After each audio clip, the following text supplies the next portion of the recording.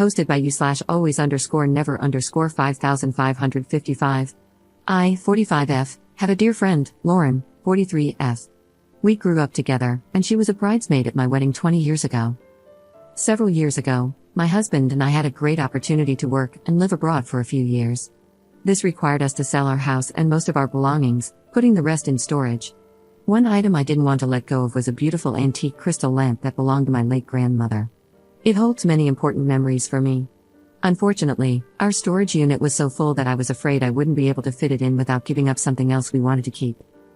I mentioned this dilemma to Lauren, and she immediately offered to hold on to the lamp for me. She said it would look gorgeous in her living room and that she'd be proud to display it there until we returned. I was thrilled. Well, our time abroad recently came to an end, and we are now back in the US. We bought a new house, collected our belongings from storage, and are in the process of furnishing it. I asked Lauren for my lamp back, and she got all upset, insisting that she understood it was a gift. I reminded her that it was a family heirloom that she promised to keep for me until I returned, but she insists that's not how she remembers it. She said she adores the lamp, it's the focal point of her living room decor, and that if I demanded it back, our friendship would be over. I'm heartbroken. She is one of my oldest friends, and while she can be quirky, she's never done anything like this before.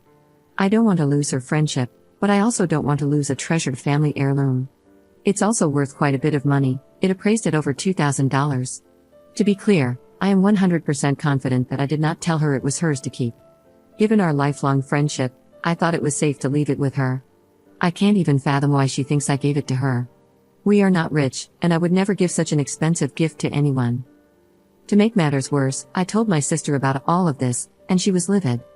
That lamp holds memories for her too, and she was furious at the thought of it being lost to our family. I've always intended to pass it down to my own daughter. So, last week, I told Lauren I want the lamp. She burst into tears, accused me of putting material things over friendship, and said she'd give it back, though she keeps coming up with excuses for why she's been too busy to bring it over or let me come by to get it. Now I'm wondering if she's right. Is a lifelong friendship more important than a lamp? Am I the jerk for demanding it back, hurting Lauren's feelings, and making her think I don't care about our friendship? Commenter. She's the one who issued the ultimatum. She's the one who would rather have her aesthetic house with a lamp than you as a friend.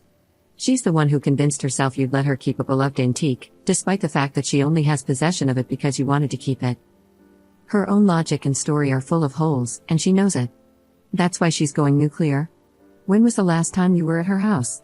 Have you seen the lamp recently? Are you sure it hasn't been broken or sold? Or is she really so deluded that she built her room around an item she doesn't own and has been showing off her antique for years? Ops response. Yeah, I have to agree with you. Oh, and yes, I did swing by her house to say hello a few weeks ago when we first got back, and the lamp was there. I didn't ask for it back at that time because we were still in the process of buying a house, so I had no place to put it. But I do now, and damn it, I want it back. Update 1 day later. I got the lamp back. I want to thank everyone who commented for all the support. It helped me realize how I was allowing Lauren to manipulate me into believing that I was somehow in the wrong for wanting my lamp back. Early this morning, I drove over to her house. It's Saturday, so I figured she'd be home, and she was. I could tell as soon as she opened the door that she knew why I was there. And yes, the lamp was there. Someone suggested in the comments that I bring her a bottle of wine to thank her for caring for my lamp, and I thought that was a great idea. Lauren does love wine. I brought her a very nice bottle that we brought back from abroad. I said I was sorry things had gotten tense between us and told her that I value her friendship very much.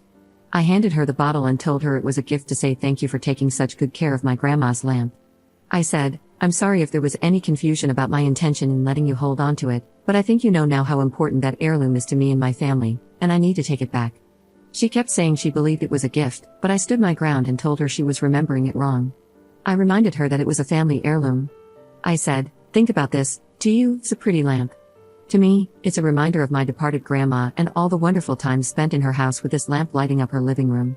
How could she argue with that? I didn't get angry, I remained calm but firm. In the end, she just threw her hands up and said, fine. I unplugged the lamp, gave her a hug, and left. She was clearly upset, but I didn't stick around to see how she reacted. I don't know what's going to happen with our friendship. I will say that I feel differently about her now, but if she's willing to move past this, so am I. Lifelong friends are hard to come by, and one dispute shouldn't end it. If we do move forward, I will know not to trust her with something like this again. But it's entirely possible I will never hear from her again. I don't plan on reaching out anytime soon. There were too many comments for me to address them all, but I want to answer a few questions. First, I wasn't going to get the police involved. This is a civil matter, not a criminal one. I know I had the option of small claims court, and I guess I would have gone that route if necessary. I have plenty of photos of that lamp in my other house and even in my grandma's living room. My sister lives in another state, so bringing her wasn't an option. My husband would have come with me, but I wanted to try to work this out between us. Yes, I should have gotten something in writing before we left, but it was a very chaotic time, and I just didn't think about anything except being grateful that I didn't have to figure out how to squeeze the lamp into storage. Lesson learned. I don't really care what she says to our mutual friends. If anyone asks me about it, I'll tell them the truth. Commenter. Well done on getting your lamp back and remaining calm and kind. It's a difficult balance in situations like that. It's also so sad that you have to think about getting something confirmed in writing when trusting a lifelong friend. I think you can walk away with your head held high and conscience intact. It's now down to Lauren to decide what sort of person she is. Ops response. Thank you, and you bring up an important point. I did take some heat in the comments for not getting anything in writing.